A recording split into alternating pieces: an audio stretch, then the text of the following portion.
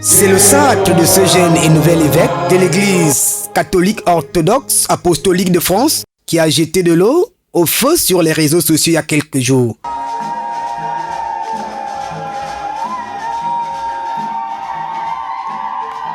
Certains hommes de Dieu rencontrés disent que c'est pas normal car la charge de l'évêque étant suffisamment lourde. Il y a une trilogie dans la formation des prêtres: la sainteté, la science.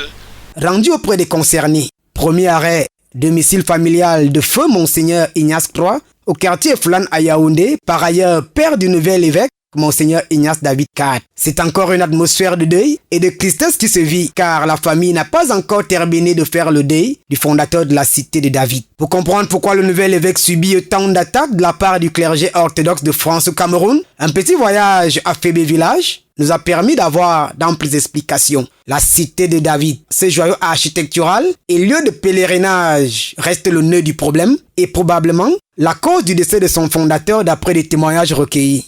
La terre pour beaucoup d'hommes de Dieu, après sa mort, les gens doivent peut-être que la cité de David, l'œuvre de la cité de David doit s'arrêter, et de deux, ils peuvent s'accaparer. Camerounais n'aiment pas toucher la vérité du doigt.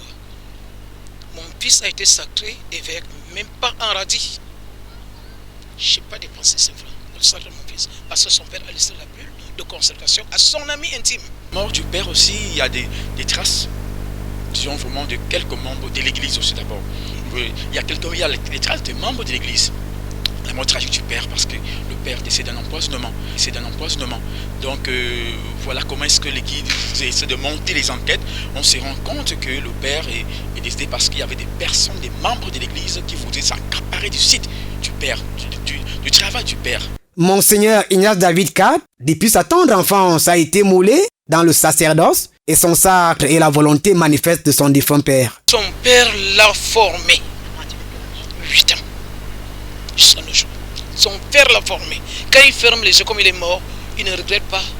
Il sait qu'il a laissé quelqu'un qui est semblable à lui-même. Doit-on se servir de Dieu ou servir Dieu? Une équation difficile à résoudre de nos jours où les ambitions démesurées du clergé piétinent la vocation. Une énième affaire qui vient juste démontrer que l'Église est en crise.